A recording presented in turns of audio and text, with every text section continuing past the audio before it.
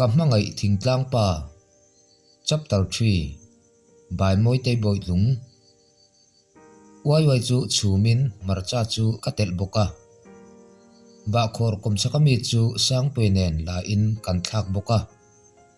chutia kan pania che dun chu ama tong tam viau lo ma se katan chuan anuamin kalim lutuk tho mi tong tam deuh fiam tu du deuh bula kom ai po in kalim zok ma khovela munnuam ber chu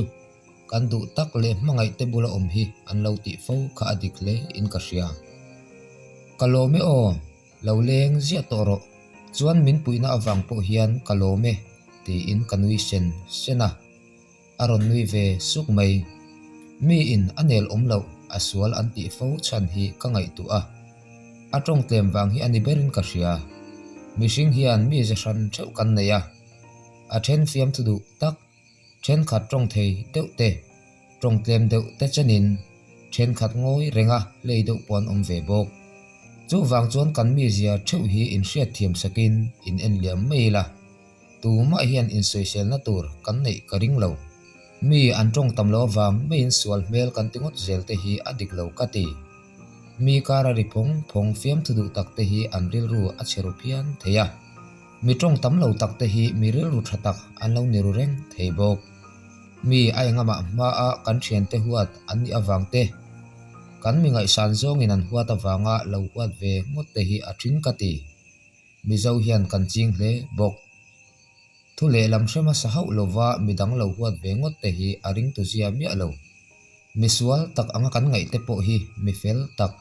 kan ta na mi thatak an lo ni reng thei tu laka ma hian ril ru chia pungal ngot thin lo hian in bel chian ve phot hi a tha in ka ria tun anga social media kan hmang na sa a thingtlang le khopui in erna na zet chenin kan mu in kan hreve mi pakhat fakdu awanga midang social kher hi a thalo kati ber ani bok thingtlang nula a po na tho te matak tak an oma ma se anin tilar ve vek kherlo kan mel thati zong an ni awanga thingtlang nula dang na thok ngai lo anga chuate khopui nula om ol hanti ngal ngot te hi a tha kati lo thin hei hian khopui nula tele thingtlang nula boina atel me lo tur po in mel mak na a sen ve fo mai thingtlang nula lo nei chin chuan na an thok vek ma se YouTube le FB vela an na tho an live ve kher lo khopui nula a po na thatak tak thok le na tho re mi alo anom bok mi pahawin kan mel thati zong kan fakdu awanga mai cheril ru ruai swal thei zonga kan post kher zel hi apui berin ka ria kan omna hmuna zirin atua te po hian kan insiam ram mai ani zok le a ei thei ta e ti in thleng kuma chuan suakin pian nen chuan ka keng chuaka chu vel an zai cho sanin guitar chu an da ri a an hop ngal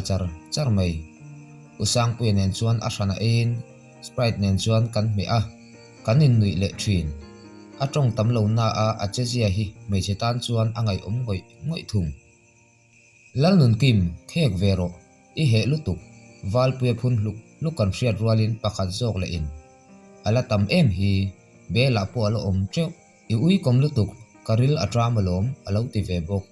an vahan ha thlak thin tak ni e ala tamania in hnial su kha hei so bel ro ti in an lama chuan bel chu kada hnaya ngoi ringin an panga chuan an hop le ngal zata e chu thei takan ni usang pui ero in a e tam lem lo a thak ati deuh nge sprite chu a in zom reng mai nui deuh hakin ka e zom mola wai chu ka kham thei thlot lo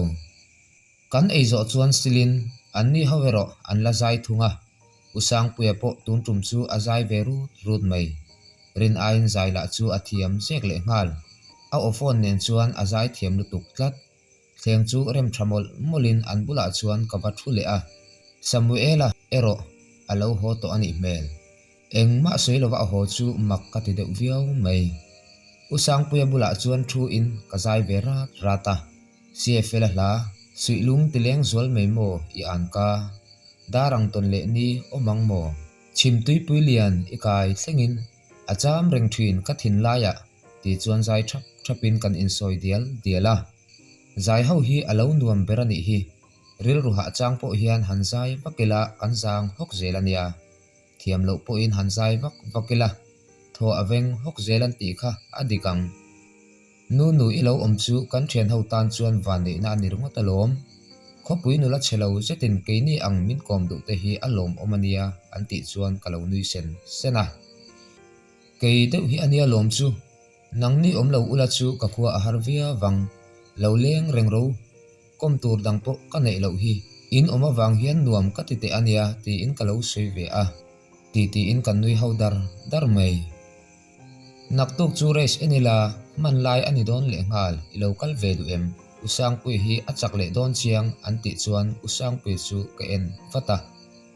min en lovin malam ngot chu alo ena zial azu khulai lei bok nen ka thohak mai accident palal ho omasin zana le ngal ti in kalo soya a holutuk anti thanga ngaya an nei to anin choi si alom ilo kal ve du chuan kan phur ve angche valpuyan aron ti chuan angai lo usang puya chuan alo ti hluka kan en thap mei chakal angai lo a hlo om lutuk ba ka mi inan ngai dik lo palang che ina lo om mei ro aron ti zoma chandan tu po ka hrelo abula kan om don alom anti po chuan apal tlat lo mi inan hriat huna an soi le dona nuam lo pati ang soi mu su tin atlai to ho to ang u ati zuya athu soi om zia ka hriat ta ka chuan kei po in kalui chu katum bik lo valpue te chu phun nang chungin ho tur chuan an kal chuak zuya film khur ro o soi thei pe chu ka nei lo nangin inveng film khurang che tun la ya accident atam si ka ngai to te mei chi ania ti in karil rudik tak chu ka soi le pong to mai then sakin alama chuan min pot na in kabial nu ini to alom chuan ithu soi chu ka hrerengang reilote solaya son om lokang miang ti in thimkara chuan mi pot luta kanundan isya in karinga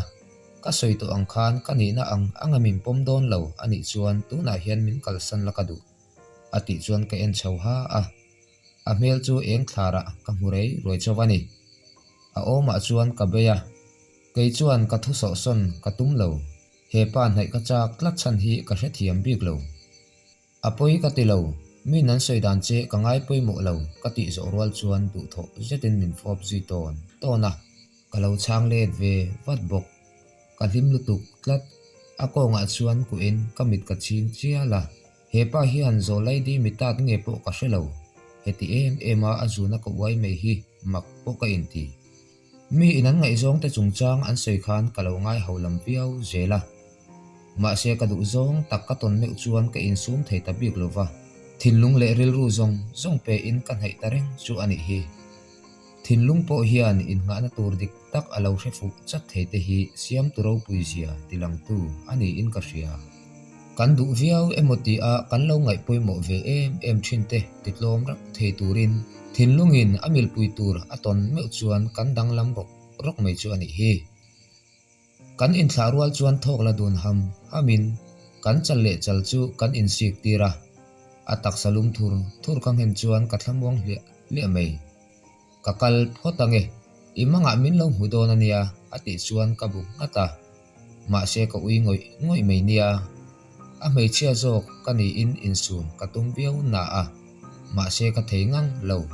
hepa hi katana tal boina tur khopani ti ka hailo akal tur chu ka enjui ringa akal liam mei don emo kati line aron let le thuta atop nan ti ni om shim hian min ron fop le chota keipo chuan kalo ku angal chatbok ka kalsan thei don lo chani in ka hria ani mutui o naktuk zan chu kal hau su kati kha ti in min thla a ole ani zandanga ilo leng le ang tiro kati chuan aron len le tur thu amin changin akal liam zuya keipo chu gitar la chuan in chung lama kalut zuya gitar chu da tha in kazung le te a karuma chuan kalut ta chawa ka phone ka en chuan message thar alo oma tunge ti ka hremei hau lo adi pi la chu ka mu thei box si lo imu te em ti te mei hi alo ni a usang puya ti donila ani ka ring chi alo ka phone number tangel po ala nein ka ring lo mudon chi tunge o ka ti chuan tu muk emoji aron da a min ron chan dana ka mel hriat thatak ani ka ring ve ringota min hrelovamo aron ti chuan o hremi alo ti chuan kalo chang le a ka hrelo tak tak min ron biak dana chuan min hre chiang tak ani ka ring ve ringot moli samuela aron ti taka chuan kanui haka o tinge I ho deya ti in ka zota asin ngal zel thei dana ka message chang char te po ang don mai ka om pe to lo ti na ani kha kan mi mol hote an hona are to em aron ti le chuan kanerna nga ami chandan chu makkati la rei vaklo om tlang ve mei tur che ania thil poi ei velo le ngal ti chuan chang le in ka thon zuya a ka du lo ba ka chau dewa naktuk men chu kalitumem ati chuan athil min zo chu ka hrenghal mei bok ka kal lo tur thua ka chan rual chuan aron len tur thu chu asoi ve ngala ka number hi lo save ro I chang tu pa nen te chuan hun in mang nuam mo aron ti chuan usang pianen kan dan chu ka ngai tu chuak zoka I ho wal pe te an ve rengalom I ho dei kha kalom vak lovania ka ti chuan nui vak chu aron da a lom ro chance ka pe chu ani kha tak takin kapi anuam lo bok nen ka ho ani kha naktu zana karon kom don che ania I thian pa hi hrethiam hra meiro ati chuan kanui ve tavar vara an thian hawa chuan kom nuam ka ti taber mai tong tamin au ve pung lo ma se akoma nuam ka ti chi takani kamut a chua ta ka chuan in mang tha in kamuzuya ma se kamu hil le mai theilo mitha a chuan usang puanen kan dan ringot kha alanga kamu hil thei thlot lo a chang le kanui le vur thin hetiang khopa mitilim tu mi pa hi kala tong lo aw vak mai te chu ka cha ka ke tang chu ka tom le vak thin a che dan nen zong khan apa hi li hen ka sia kanun ati hlim viau bok thok laham hamin muthil katuma ma se min fo dan bok ka ngai to le thina wang chuan kamu hil thei mai lo nun tluang pui I ler lutuk ka in tile ngot thin ka hlimna char thar chuan min timu thei meu lo ato pa chuan kamu hil ve thei sha ma zinga la chuan tho kal hai zui ma se sunday ani bok nen awan nei thak rong bol chu puin ka vir ve zaka thingtlang chuan tho tur alo tam zual bikin ka sia vok cho chu peturin ka in siam ve nge ya a in pana ka chuk chu tol thu in ka ti bovek mai nu chingi min hau ka hlau bok si soi lo thei ni hek lo phu lo zet chuan ina chuan letin ka tol hluk thu ka hril chuan an lom lo don emoti lain an ron nui vaka an nu pa chuan ka en ton reng ringot keima in ka zuk pe ange ina hian lo om mei meiro I pek than huna ila thiam ve meyang kalkong kha anal deuh sia kal thang lo tan chuan kalahra lom ti in nu chingi chuan bok cho chu siam le in a chuak zuya ka zak lutuk kalei ka chua vak rengot engma hi ka zei thlot lovani hi arong bol sa chu kalau vil ta topa cho ei khama in khom tura ka in siam lai chuan wal pe te hopo an rong kal thapa in ommo nu I aman to em kan lo so mania an ti chuan karuma ta chu chuakin kapan vata wai iwa moi ve angel ang mei ni mer thakal pui chu in khom anuam sodon ani hi ti in an nui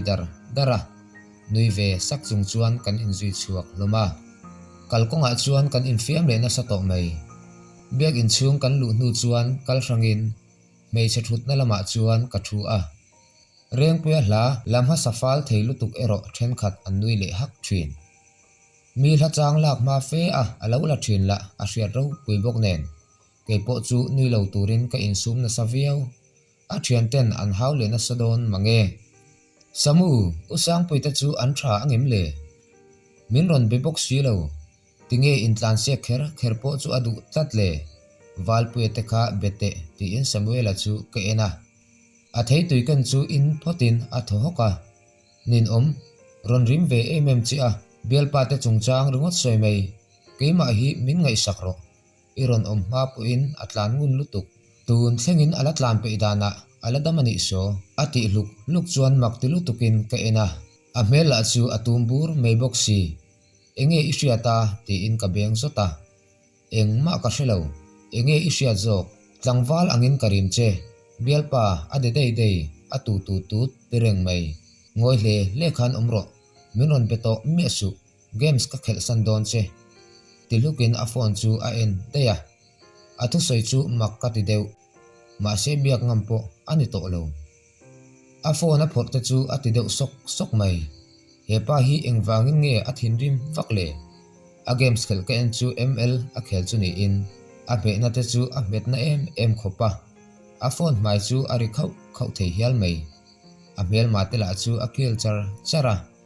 atak taka ompe se chu an som vek thei hialang hei samu tumbu lola khai enemy kha dimbero phone khan ieng pui ma soi lo kati dek chu lo ngoi ro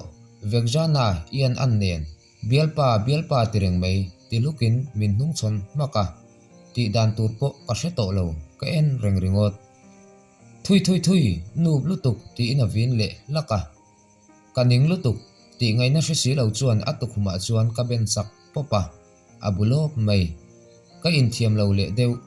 minon khoi don emoti in thin pu de te pakalo en lai chuan aron in hera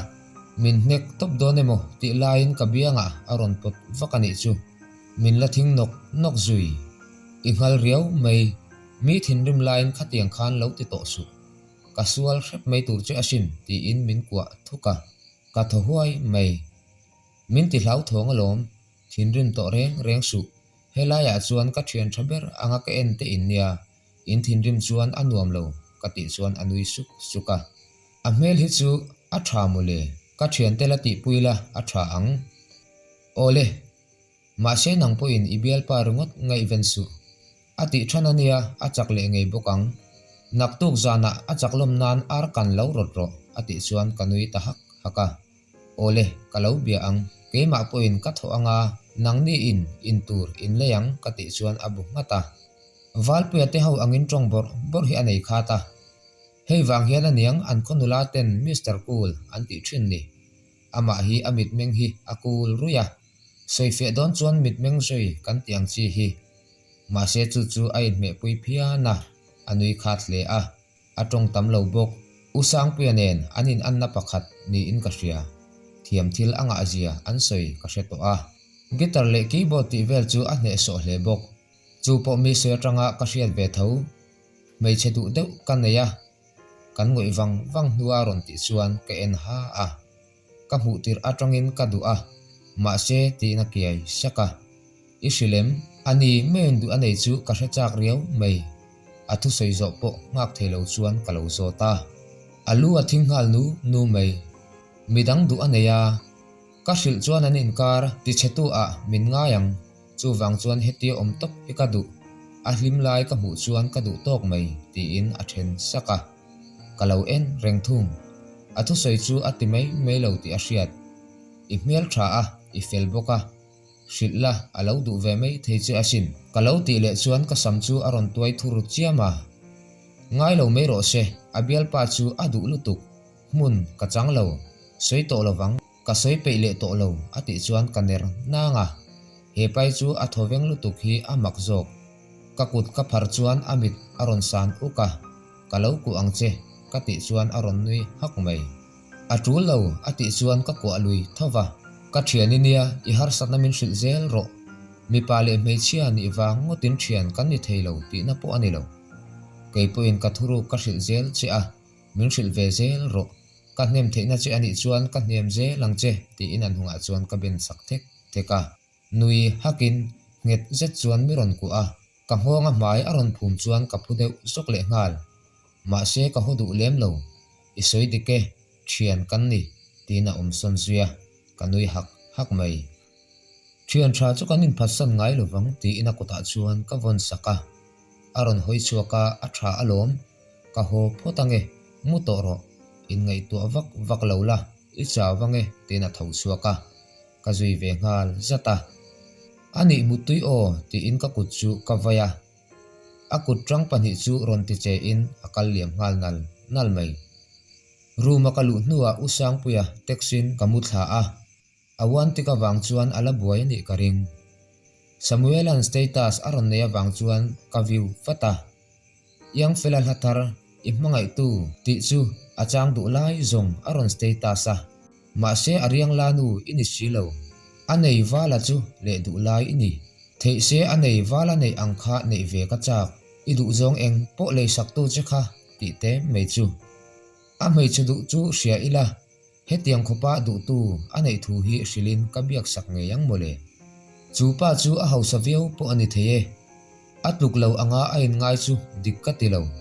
ani po star tu anei treva inda aniam lutuk tur ani lo mole ril mela shamu hausak nei hi meiche te du ber ani bik lovania ti in ka babia a hetianga adu zia athup reng chuan ama anamei meidona sinle ani chu meichia chuan amipa adu zia hretala iwati boy phe tangmo mipa ni tala I theyangem adu zia le achanchin angai ven zia shereng chungin atan eng mani lo jok ini ti hriala ilabem du thawangmo aron ti le taka chuan chandan mei tu ka hrelo asoi dik tho boxi ma se ka tile chu muro eng tika emo chuan ka mei chedu chu kala hrilang che in papo achak le to kha ar chu lei nge ro ati chuan kanui hak ringot usang pui achak ti hriat na chuan min ti hlim em ringot Samuel a sei ang chi in usang pui pu in minon chang chi a in ka thleng chi a imu to em ti te mei chu rang zet chuan ka changa naktuk chu I chaklom nan ar kang hovila chuan kei po in ka tho ve pokang a ka ti chuan aron kol zuya lai zet chuan kala a keirol bel panei thar ang mei hi kan ni in ka hria imuta chuak to em aron ti chuan la chu alo thu chuan kalau changa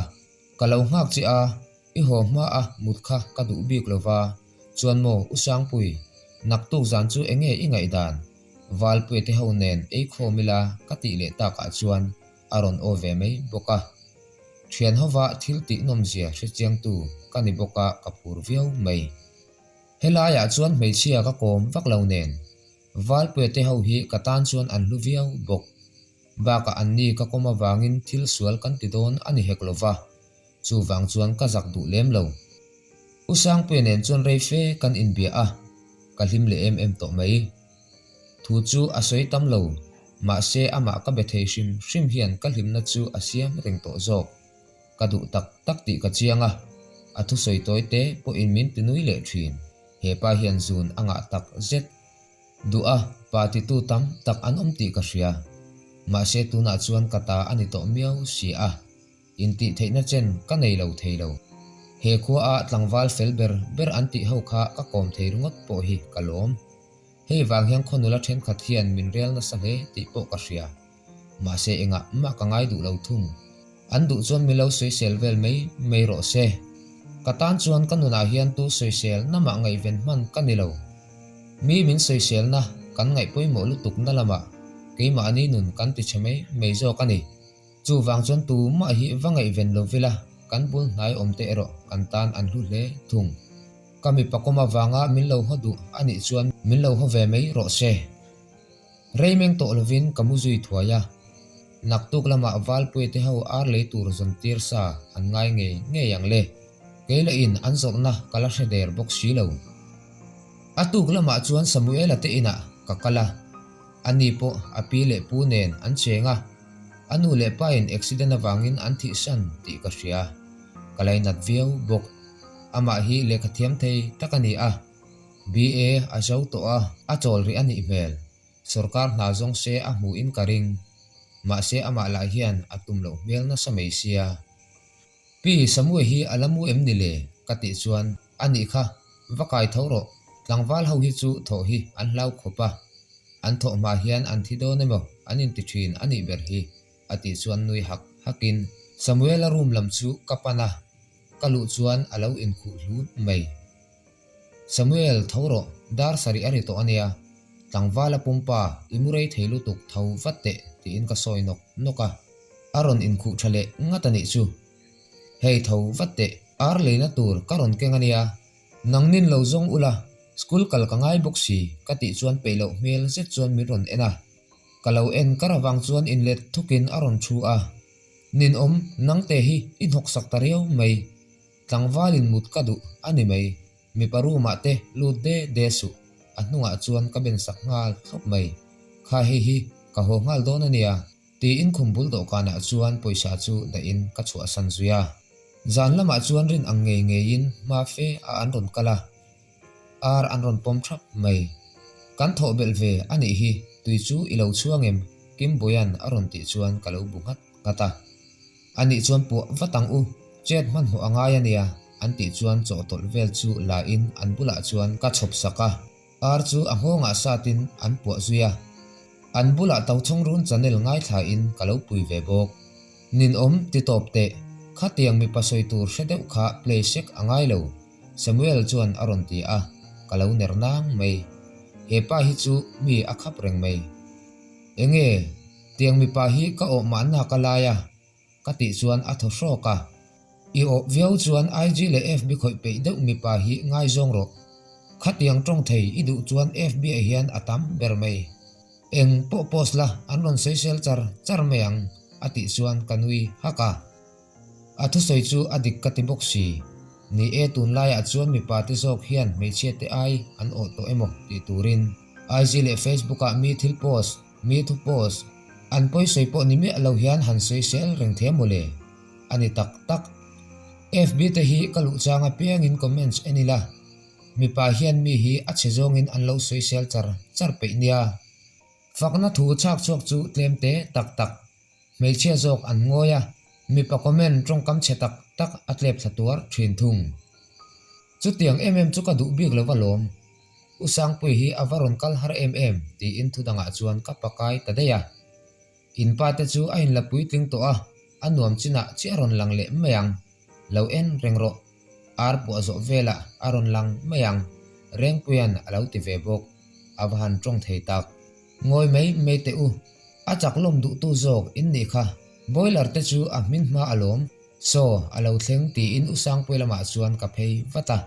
ani po in min hurual chuan alo nui sak mai jampar dum a ha a alukhum chu akhum ngei bok kargo dum aron haboka avahan pa chiang tak i local chu alom ome kha innu khan angai to che ani kha walpia chuan lo ti in annui dara min ngai lawang ti hi alom ka hlau ni khoimo kalau puyang cheu ti in athu tha a apo pui ve ngal sok mai pahni lai kan talbok nen kan ei seng point karing lo naktuk lama ei le angai ngei don ani hi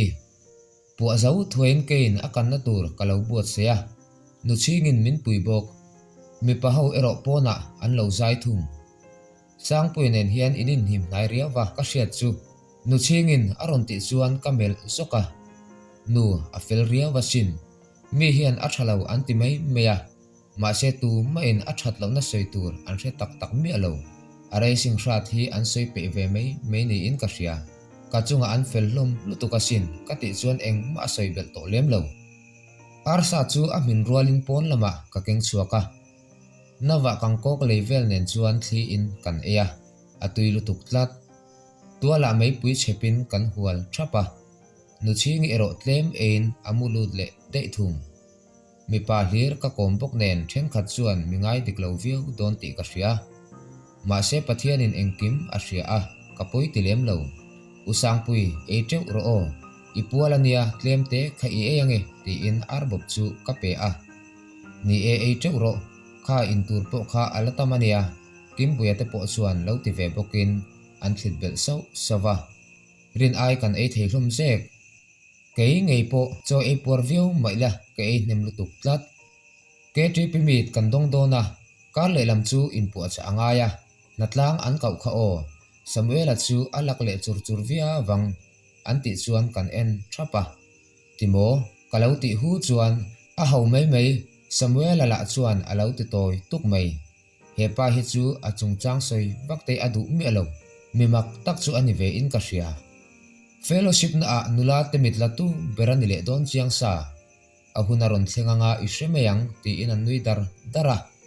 ni komami te kha an lo kal le chuan kan sui le don ania mei chimhel thalu tuk kha chua an ui om ti in an soi zui naka usang pui nen ero kan lo ngai thavereng ringot usang pui itel ve ang tero in fiam na te in nei thina ni lom ni nu chingin min lo hril to awangin ka zota nei chiang e in rin nia nang po items ithiam zong om chuan teltir nge ngai ke tripi shoi tu ho kalo bia ang in thlasung deuh om te kha itumange he khomi ang chin om ve borro anti chuan kalo nui ringot tlangwalin anrim nge don che ani kha usang pe chu a hlau thong om ti in an nui zui le dara an uang thei bok sia mi padang rim ka phal te ulo usang pen alo ti chuan kut an beng vak mai an porto thu an swe wang chuan kan thil eina vel chu in chung lama da tha in ka chuak zui le thuaya kan zai le thap to mai zanin chu usang pe po azai tui ve rut via wa samuel ero games alo khel le to mi je san lakhi aneya a thian te po hian anti boy du big mi alo ke tripi mit anai to ti an sei chu ka ngai tu zui mai meya ka thian te ka ngai ve riau mai kan phur thei zia te kha la in bereng ma ila ko hmuna om talong na chu ngai tu na an ron thara lung aleng lo theilo high school atanga tun hun thleng khan hun ngai om tak vek ni in ka ria thian hawa tlasa beng cheng taka om lai te school bana pia nga len pa te kha nuam kan ti thin le ani kha tu na ero mun ranga a then ramdanga a then an kholama pasal nein an om boka then khatla na awangin hun ranga kan om hlom bok nen lung an ti leng ve thin ole ka chanel lo thlir tu te in zawai chunga lom thu ka soya tin kam hangai thing tlang pa hi jantira ronda ka du veu thina ma se kan kholam pang net a that tok lo wangin upload chung arei a chu wang chuan in zan rei lam zela ka ronda don ani ti kha min lo sia sak don nia